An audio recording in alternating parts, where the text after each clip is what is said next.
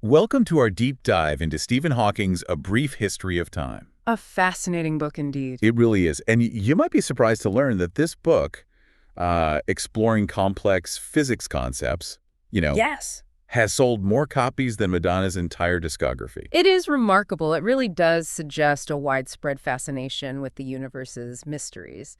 A desire to understand our place within this grand cosmic scheme. And Hawking, as you'll discover, had a gift for making these intricate ideas surprisingly accessible. Definitely. And that's what we're going to explore in this deep dive. And I think a good place to start is how our understanding of the universe has evolved over time. Okay.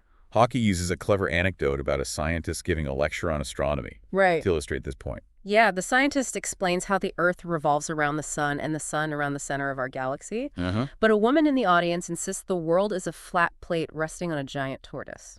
Okay. When asked what the tortoise stands on, she replies, "It's turtles all the way down." It really highlights how our cosmological models have been built upon layer after layer of theories, each refining or overturning the previous one. Precisely. For centuries, the Ptolemaic model with the Earth at the center held sway. It predicted celestial positions fairly well, but it had a significant flaw. To account for observed planetary motions, the model required the moon to be twice as close to Earth at times, meaning it should appear twice as big in the sky. Yeah, a discrepancy that Ptolemy himself acknowledged. He did. Yet this model was embraced by the church for centuries. Yes, because it conveniently left space beyond the fixed stars for heaven and hell. Right. A rather convenient cosmic real estate deal, one might say. However, this Earth-centered view was eventually challenged by Copernicus's heliocentric model, placing the sun at the center with the Earth and other planets revolving around it. A radical idea at the time that took nearly a century to gain widespread acceptance, largely due to the work of Galileo and Kepler. Absolutely. Galileo's observations through the newly invented telescope provided compelling evidence for the heliocentric model. He discovered Jupiter's moons, proving that not everything revolved directly around the Earth. Kepler refined Copernicus's model by proposing that planets move in elliptical, not circular orbits, bringing the model's predictions into alignment with actual observations. It really marked a major shift in our cosmic perspective. But even as our understanding of the universe's structure evolved, the fundamental laws governing its workings remained elusive until the 20th century. That's when we saw the emergence of the two pillars of modern physics: Okay. general relativity and quantum mechanics, two incredibly successful but fundamentally incompatible theories. So we have two separate sets of rules. Mhm. One governing large-scale structures and gravity, Yes. the realm of stars, galaxies, and black holes, and the other reigning over the microscopic world of atoms and subatomic particles. You've grasped the central dilemma. This incompatibility has been a major driving force in the search for a unified theory, a theory of quantum gravity that could reconcile these two giants. And so how do these two theories diverge in their treatment of space and time? That's a key point. Newton's laws of motion, while groundbreaking, still relied on the concept of absolute space and time, a fixed framework against which all motion could be measured. Einstein's theory of relativity fundamentally changed this. It showed that there is no absolute position or absolute time. Okay. Motion and time are relative to the observer's frame of reference. Hawking illustrates this with the thought experiment of the twins paradox, where one twin lives on a mountain experiencing slightly weaker gravity while the other stays at sea level. Yes, and when they reunite, the mountain twin is slightly older. Time has literally passed differently for them due to their different positions within Earth's gravitational field. Wow. This emphasizes the personal relative nature of time, a concept that challenges our intuitive understanding of the universe. So time is not a universal constant, but a fluid entity influenced by gravity and motion. Yes. Let's shift our focus now to the expanding universe. And Big Bang Hawking discusses the Doppler effect and redshift, explaining how it reveals galaxies moving away from us. Can you elaborate on this for us? Certainly. The Doppler effect, something you might be familiar with from the changing pitch of a siren as it moves towards or away from you, also applies to light. Light waves from receding galaxies get stretched, shifting towards the red end of the spectrum, hence redshift. The greater the redshift, the faster the galaxy is moving away from us. And this observation, coupled with the accidental discovery of cosmic microwave background radiation by Penzias and Wilson, provides compelling evidence for the Big Bang theory. Indeed, their persistent noise turned out to be the faint afterglow of the Big Bang. The predicted glow from the early universe stretched and cooled over billions of years into the microwave range. This serendipitous discovery solidified the Big Bang theory as the prevailing model of the universe's origin. It's amazing how a seemingly insignificant anomaly can lead to such profound insights. But perhaps the most fascinating objects born from this expanding universe are black holes. Yes, those cosmic enigmas that have captured the imagination of scientists and the public alike. These regions of space-time where gravity is so strong that nothing, not even light, can escape, are a consequence of the life cycle of massive stars. So the death of a star can give birth to a black hole. How does that happen? A star is essentially a giant fusion reactor, fusing hydrogen into helium and releasing tremendous amounts of energy in the process. Eventually, the star runs out of fuel and begins to cool down and contract. If the star is massive enough, gravity takes over, crushing it down into an incredibly dense point, a singularity. And this singularity is what forms the heart of a black hole. Hawking uses a vivid thought experiment of an astronaut falling into a black hole to illustrate its properties. Yes, although it's purely hypothetical, of course. As the astronaut approaches, the black hole signals from them would take longer and longer to reach observers, due to the intense gravity warping spacetime. As they reach the event horizon, the point of no return time would stretch infinitely for them, and they would eventually fade from view. Lost forever to the black hole's insatiable grasp. A truly fascinating and terrifying concept. Yeah. And this is where we'll pause our deep dive for now. In Part 2, we'll explore Hawking's groundbreaking work on black holes, including his revolutionary discovery that black holes aren't as black as we once thought. Welcome back to our deep dive into Stephen Hawking's A Brief History of Time. In the last part, we left off contemplating the seemingly inescapable nature of black holes. Right. However, as Hawking reveals, these cosmic entities aren't the cosmic dead ends we once thought they were. Indeed, Hawking revolutionized our understanding of black holes by showing that they emit radiation due to quantum effects. Radiation, so they're not entirely black then. Precisely. How does that work? Well, it all boils down to the nature of empty space, according to quantum mechanics. Empty space isn't truly empty. It's teeming with virtual particles, particle-antiparticle pairs that constantly pop in and out of existence due to quantum fluctuations. Okay, I'm following. Now imagine this happening near a black hole's event horizon. Okay, so one particle might fall into the black hole Yes. while its partner escapes. Precisely. The particle that escapes becomes a real particle carrying away energy from the black hole. This escaping particle is what we observe as Hawking radiation. Wow, so black holes aren't completely black. After all, they have a faint glow, a kind of quantum whisper. A whisper that gets louder as the black hole gets smaller. Over vast cosmic timescales, a black hole could completely evaporate due to this process. That's incredible. It's fascinating how Hawking radiation forces us to reconsider our understanding of black holes, transforming them from inescapable voids to dynamic radiating objects. It highlights the importance of bridging the gap between general relativity and quantum mechanics, a theme that runs throughout A Brief History of Time. Speaking of bridging gaps, Hawking also delves into the concept of the arrow of time, questioning why time seems to flow in one direction from past to future. Yes, the arrow of time refers to the idea that time moves from the past to the future. We experience this asymmetry in our everyday lives. We remember the past, but not the future. A shattered glass doesn't spontaneously reassemble itself. Right. Hawking points out that these examples reflect the thermodynamic arrow of time, where disorder or entropy always increases. A good analogy is a messy room. It only gets messier unless you put in effort to tidy it up.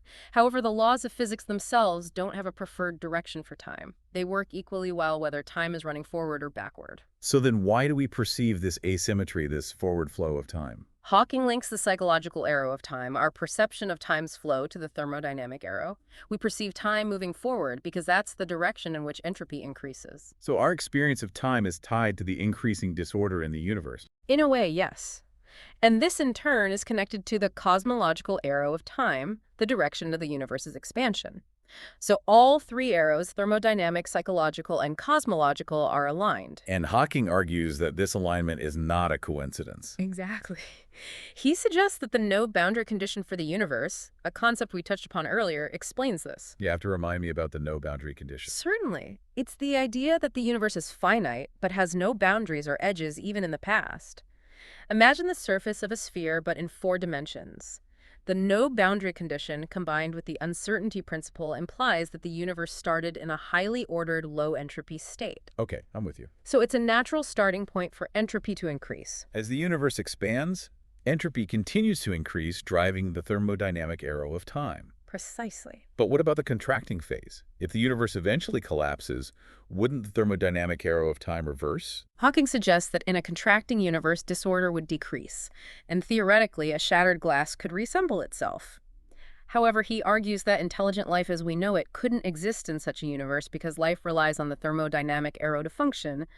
We consume ordered energy and release disordered energy. So the very fact that we're here contemplating these questions suggests that we must exist in the expanding phase of the universe, Yes. where all the arrows of time align to allow for our existence. That's a compelling deduction, and it leads us to another captivating topic explored in A Brief History of Time, time travel. Time travel, a concept often relegated to the realm of science fiction.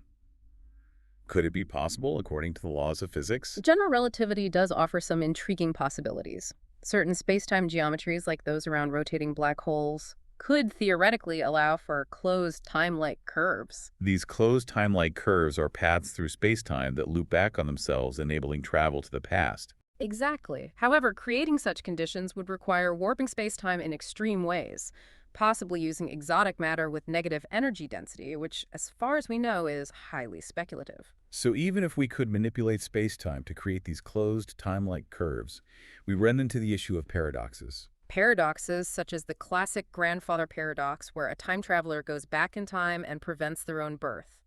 These paradoxes challenge our understanding of causality and free will. Hawking explores two main approaches to resolving these paradoxes: the consistent histories approach and the alternative histories hypothesis. Can you explain these approaches for our listeners? Certainly, the consistent histories approach suggests that time travel, if possible, would only allow journeys consistent with recorded history. You couldn't go back and change the past in a way that contradicts what we already know. So a time traveler's actions would be constrained by the need for consistency. What about the alternative histories hypothesis? The alternative histories hypothesis proposes that every possible action, including time travel, creates a separate branching timeline, a new universe. Altering the past wouldn't change our timeline, but would create a new, divergent one. A multiverse of possibilities, each a consequence of different choices and actions. It's a fascinating, if dizzying, concept. But it still doesn't address the question of why we haven't encountered any time travelers from the future. That's a point Hawking addresses with his chronology protection conjecture. He suggests that the laws of physics might somehow conspire to prevent macroscopic time travel, perhaps to safeguard the fabric of space-time from unraveling due to paradoxes. So for now, the possibility of time travel remains firmly in the realm of speculation. But our exploration of a brief history of time doesn't end here. Indeed. In the final part of our deep dive, we'll delve into the ultimate quest, the unification of physics. Welcome back to the final part of our deep dive into Stephen Hawking's A Brief History of Time. We've journeyed from the vast expanse of the cosmos to the enigmatic depths of black holes and pondered the elusive nature of time itself. Now we arrive at the pinnacle of physics, the quest for unification. A single, elegant theory that encompasses all the forces and particles in the universe. A theory of everything. A grand ambition indeed. Where does this pursuit begin? Well, the seeds were sown in the 19th century with James Clerk Maxwell's unification of electricity and magnetism. This triumph demonstrated how seemingly distinct forces could be different facets of a single underlying force. And this paved the way for further unification efforts in the 20th century. Precisely.